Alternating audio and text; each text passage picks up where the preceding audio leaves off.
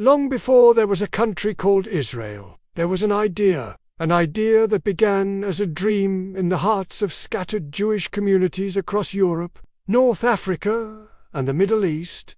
That dream was Zionism, the belief that the Jewish people should return to their ancient homeland. In the late 19th century, a small group of Jewish pioneers began to migrate to Ottoman Palestine. They were inspired by centuries of prayers that ended with the words, "Next year in Jerusalem." But it was not until the First World War that this dream would gain powerful international support. In November of the year 1917, Britain's Foreign Secretary, Arthur Balfour, wrote a letter that would change everything. In just a few sentences, the Balfour Declaration promised Britain's support for the establishment of a national home for the Jewish people in Palestine. At first glance, this might have looked like a simple diplomatic gesture, but behind these words lay enormous complexity. The same British government had already promised Arab leaders independence if they rose against the Ottoman Empire,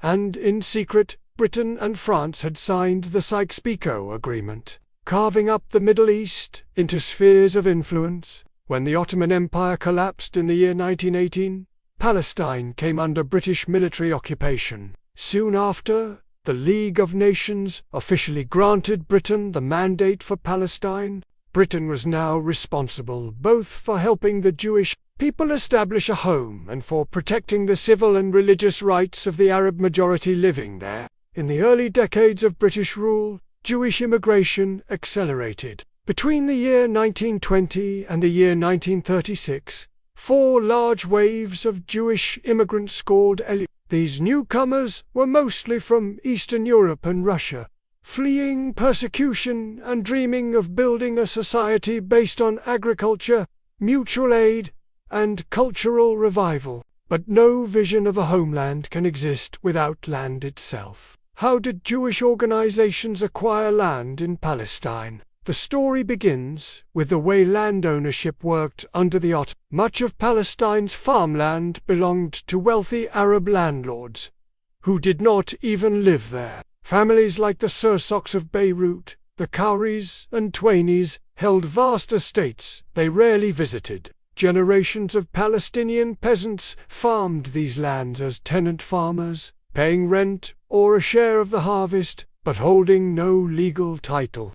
Zionist institutions, especially the Jewish National Fund, set out to purchase as much land as possible. They raised funds from Jewish communities in Europe and America. Unlike ordinary buyers, they were determined to secure not just individual properties, but entire regions that could sustain new Jewish villages. To convince landlords to sell, they offered prices that were often 2 or 3 times higher than the market rate. For example, the Sursok family eventually sold about 70,000 dunams, around 7,000 hectares of the fertile Jezreel Valley. The transaction began in the year 1901 and continued until the early 1920s. To the Sursoks, it was simply a good business deal. To the Jewish buyers, it was the foundation of a new society. Yet for the Arab tenant farmers working that land, it was a moment of heartbreak. Though they received compensation,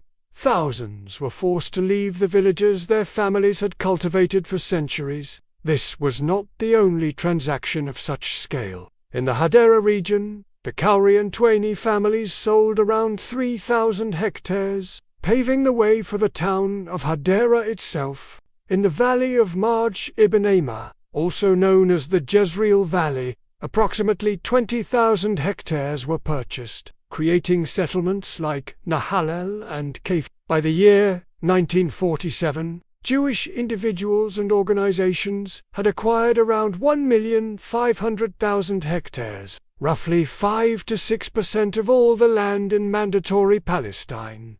To many observers, this seemed modest, but in reality, these lands were the most fertile and strategically located. They formed a patchwork of Jewish agricultural colonies and towns from Galilee to the coastal plain. While the transactions were legal, they were also deeply controversial. the Arab communities saw them as part of an unstoppable wave that would eventually turn them into a minority in their own homeland. Why was this perception so powerful?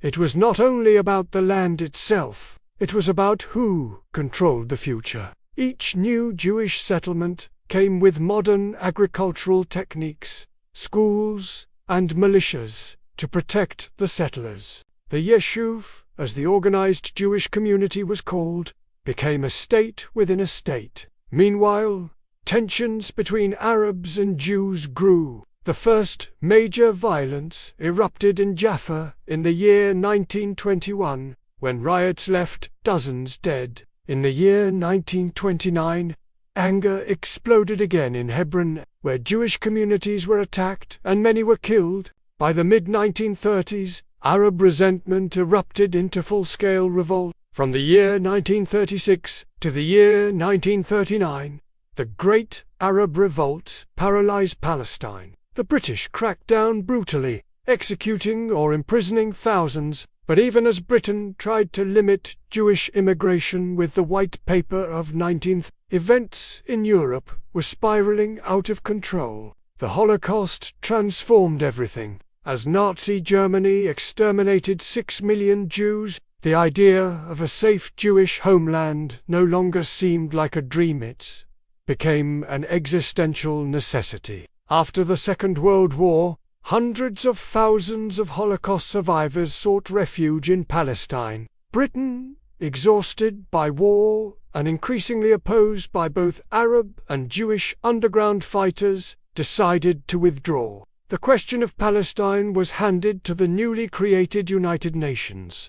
In November of the year 1947, the UN voted for partition. The land would be divided into 2 states, one Jewish, one Arab. The Jewish leadership accepted the plan. The Arab leadership rejected it. On May 14, 1948, the State of Israel declared independence. The next day, armies from Egypt, Jordan, Syria, Lebanon, and Iraq invaded. The war that followed redrew the map of the Middle East.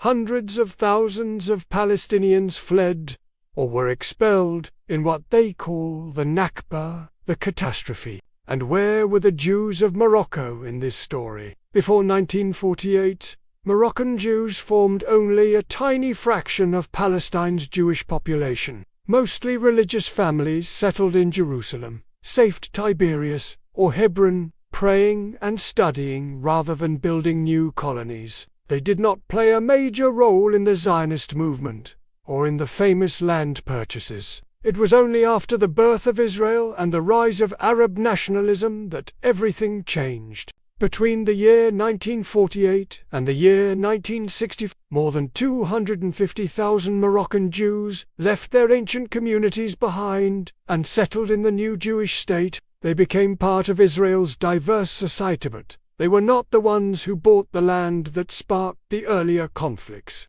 In the end, this story is more than a record of transactions. It is a story of hope and fear, of faith and ambition. It is about how a people with no state or army gradually built foundations of sovereignty by purchasing fields and orchards one contract at a time. And it is also about how the same process sowed seeds of anger, dispossession, and war. When we look back, we see that almost every dunam of land was sold voluntarily, often for high prices, yet the people who worked the land felt it slipping through their fingers. That tension between legality and legitimacy, between contract and identity, lies at the heart of the Israeli-Palestinian conflict. If you found this story illuminating, don't forget to like this video, subscribe to the channel, and ring the bell icon so you don't miss future explorations of Middle Eastern history.